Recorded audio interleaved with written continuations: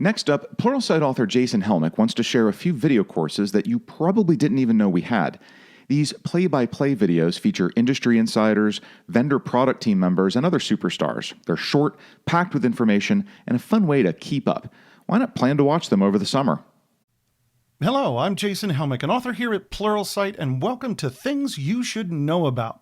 This is a brief guide on some of the latest happenings and technologies that you should be aware of, and how to get more information on them from the authors and special guest appearances here at Pluralsight. These topics may directly impact your business in the near future, and this is a great way to get a head start. For this episode, I recently traveled to Redmond, Washington to be on the very steps of Microsoft HQ and sit down with a few of the technical elites at Microsoft to bring you an early and advanced insider's look at what's happening today, from DevOps to security and a whole lot more. So let's get started with 4 things going on at Microsoft.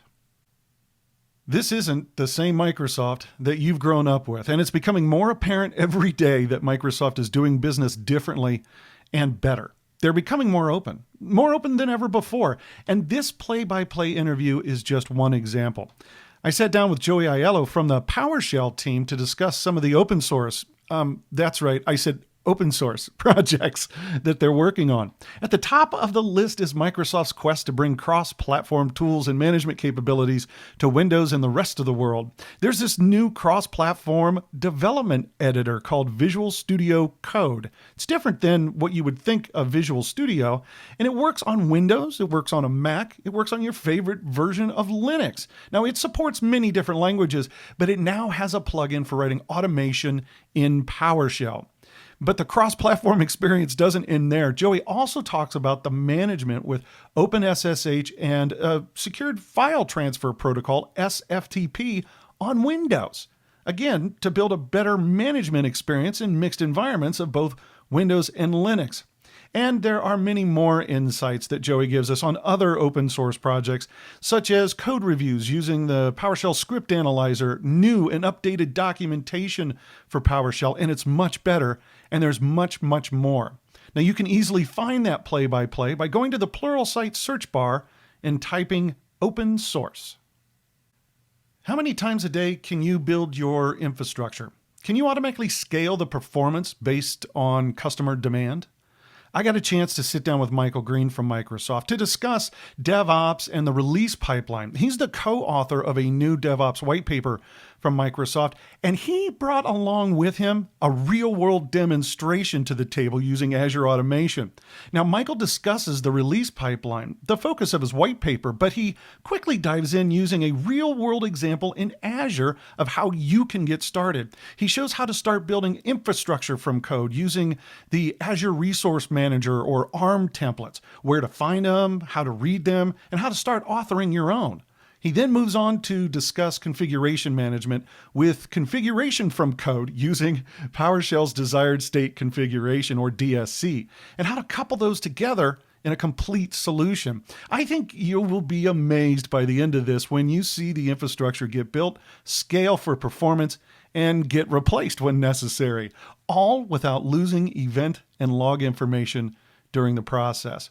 You know, this is a great way to tie concept to reality and also show you how easy it is to get started. You can easily find that play-by-play by going to the Pluralsight search bar and typing elastic scale.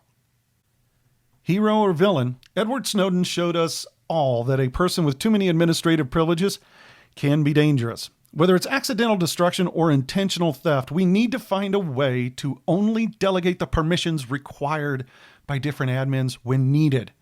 That way is now. It's now available to you, and you don't need to wait for the next server release. In fact, you can start doing it today with something called Just Enough Administration, or JIA.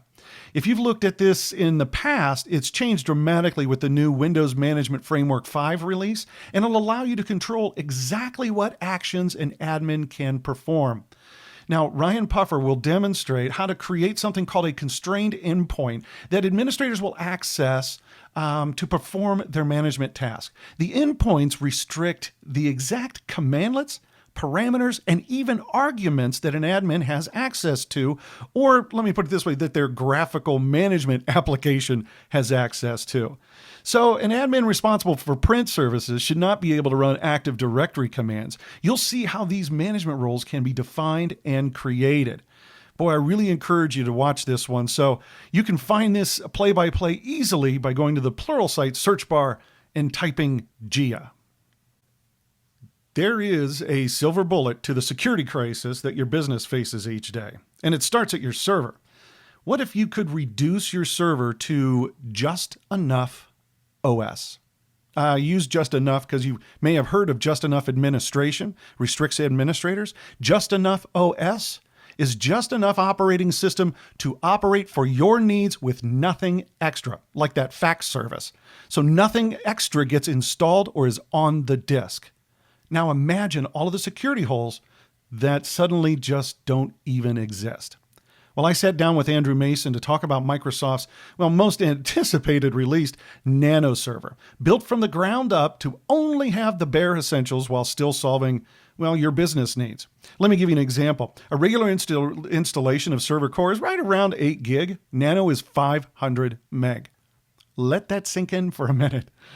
This is not only an enormous reduction in attack surface, but a huge performance gain as well. Now, Andrew will take you through the history of the development and the business needs for Nano, and he'll also demonstrate working with and managing Nano Server, but have no doubt that this is our future server. After all, what organization doesn't need better security and performance?